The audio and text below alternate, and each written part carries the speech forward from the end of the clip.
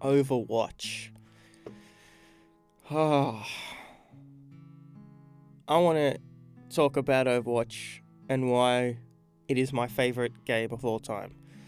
Now, I'm not here to convince you it's the greatest game of all time. I'm not here for any of that. I just want to talk about a game I love. Is that okay? I'm not going to talk about any negatives because there were some, but I just want to go over why Overwatch is my favorite game. I just want to talk about the game and say it out loud, because for someone who's nearing 4,000 hours on the game, it's been a big part of my life, and there are reasons why I enjoy it, not just because it's fun. There are tangible reasons. So first of all, I'm talking about Overwatch 1. I will have a video about Overwatch 2 later, but I want to talk about Overwatch 1. So 2016 to 2022, I believe.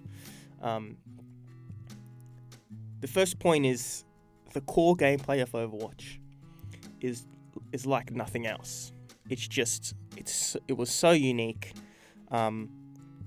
Obviously for the time, it was so unique. There was nothing else like it on the market. I know there was, Team Fortress 2 and things like that it was inspired by, but it was completely different. It was nothing else was there. That's why it blew up so much, because it was just something so unique.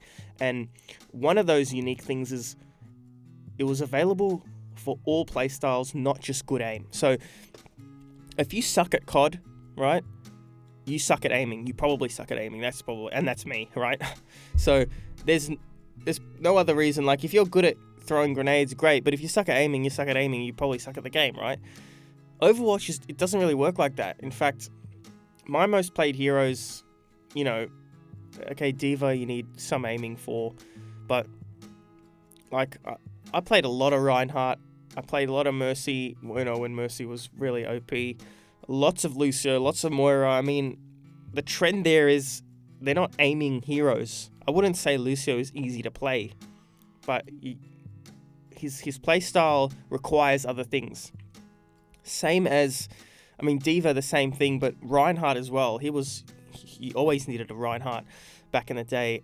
You didn't need to aim, but the other skills that you needed to succeed with Reinhardt were there, except aiming, right? So, and that's what I really liked about it, because I sucked at aiming at that point. I got my PS4 and I was so bad. But Overwatch allowed me to play these different heroes, and the skills you needed weren't just aiming, right? And I feel like that was a good turning point for FPS shooters. It was like, aim is not the only thing you need to be good at, right? And I hit as high as Master 2 in Overwatch 2. So, I can't aim. I can't play the high skill heroes like, Ana and Genji, but I could play the other heroes, and that was, that welcomed me into the game. So many other games have been created from Overwatch. So Black Ops Operators, they were there, but they definitely ramped up after Overwatch. Apex Legends, that was huge. That was like, very much Overwatch. It's still going. But Marvel Rivals most recently, like, I'm not a Marvel Rivals hater, but it's nothing without Overwatch. So that just goes to show Overwatch, its influence that it had. And I've played all of those games, by the way. The world was incredible. I'm talking about Overwatch 1 here, so remember that. The cinematics were just insane. The world creating was just awesome, and I love that. And part of that, the PvE events like Blackwatch, Retribution, Uprising, they were just mind-blowing. And this was like the first time that I was so invested into the world of Overwatch, the cinematics, I remember the D.Va one coming out, and that's when D.Va was really big, and I was D.Va main, still am, but back then that was a huge moment, and then these PvE events, like, seeing Ramatra for the first time, like, that was so long ago, right? And even Doomfist, you had all of these things that really brought the game together. And the PvE events were huge. They practically well, obviously it didn't happen now, but they were so good that they were going to make a second game just for the PvE events, right? Obviously it didn't come to show, but that's how good they were back then, and people loved them. Cosmetics.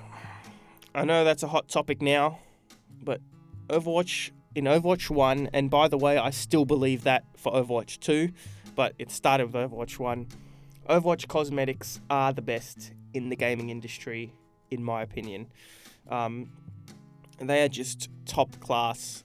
Some of the skins are just out of this world. I know there's some recolors and that's not great, but when you didn't have to pay $30 for a skin, and you were saving up those duplicates where you get the coins from duplicates in the loot boxes, and you'd save up and then be like 3,000 coins for a new event skin, and it was just awesome.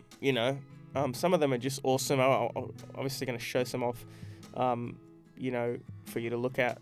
Some of the Overwatch League skins that are super, super rare. They're just mind-blowing. And it's just the top of the industry. I can't think of another game that does it as good as Overwatch. So that's another huge thing. Goats. Of course I have to bring up goats. This was a time in gaming, in my opinion, that this was the peak gaming era. This was peak Overwatch. Goats. I was never a fan of DPS players back in the day because you had open queue and no one wanted to play DPS. No one wanted to play, what did I just say? Everyone wanted to play DPS. No one wanted to play support or tank. And, I'd have to solo heal with Lucio, 5 DPSs, right? Then goats became a thing and we realized, oh man, DPS heroes are useless in this game. Like, what are they even for if we could just run goats? But seriously, that was... what did I write down? I said the greatest period of gaming in my gaming experience. It was insane. You'd have 3 tanks and 3 healers, and it would just everyone was unkillable. It was just an awesome time. Like, as much broken and crazy as it was, it's never gonna come back. But if you were there for that, if you were there for goats, it was just truly special. Like, at the time, trust me, it was kind of like, this is what's going on here. Like, you kind of either loved it or hated it. But looking back, I'd do anything to go back to that period. When Brig was pretty much destroying the game. But that was definitely... competitive mode was incredible. Nothing beats a close Overwatch game. It drags out for 45 minutes. I'm playing Lucio. I'm holding overtime for 5 minutes. I'm lagging at 200 ping, and we win the game. There is no better feeling in gaming than that. Even losing a close game was just I wanted to jump in again. I was sad, but you get to the point where a close loss was still fun, right? And nothing beats that. And I just love that part of the game where the competitive was so competitive that winning or losing, that was the fun. Being competitive was the fun part of the game. A few more points. The community game chat. Oh man, if you were in peak Overwatch, where 6 people were talking over each other, screaming at each other, that was peak gaming again. Very rarely get that nowadays, but that was awesome. And then you end up, I remember the days where I'd get a 6-man Diva Bomb, and then all of these kids wanted to play. I was like, at the time, I can't remember, this might be 2016, 2017. And all these 12-year-olds were like, oh, we want to group up. And then I'd end up playing 4 hours with them, but we'd lose every game. So maybe I'm not as good as you think I am. But those kind of times, even there was a group up system that was actually really good. I hope they bring it back. I don't think many people used it, but I really loved it. I think it was awesome because, you try to find a certain player, like we need a main tank or whatever. And yeah, that was awesome. The community was great. The end of game, the voting system, that was awesome. I mean, that was just a community thing where you'd vote and someone would try and get the legendary. I think it was 5 votes. That was just awesome. Those were the days where it was a community built around it. And BlizzCon, there was nothing that I was more hyped for than BlizzCon. I remember Overwatch 2 reveal. Yes, everyone's going to be like, Overwatch 2. But I remember thinking, oh, maybe there's a huge reveal happening. This was 2019. And I remember staying up till 6 a.m. because I live in Australia. So I had to stay up till 6 a.m. And I actually stayed up. I did an all-nighter. I played Overwatch and then I watched like Michael Jackson concerts in my bed. And then it came on and Overwatch 2 was revealed, and that was just incredible. So the BlizzCon, that was not really the game, but it was part of it. And then finally, this is the most important thing. No other game scratches the itch like Overwatch does. If I feel like playing Overwatch, I can't play other games. I've tried Marvel Rivals. It doesn't scratch the itch like Overwatch does, right? If I feel like an FPS shooter, I can choose any game, but Overwatch, there's just something about Overwatch that no other game can give you the feeling of Overwatch. And that's why I love Overwatch. It's fun.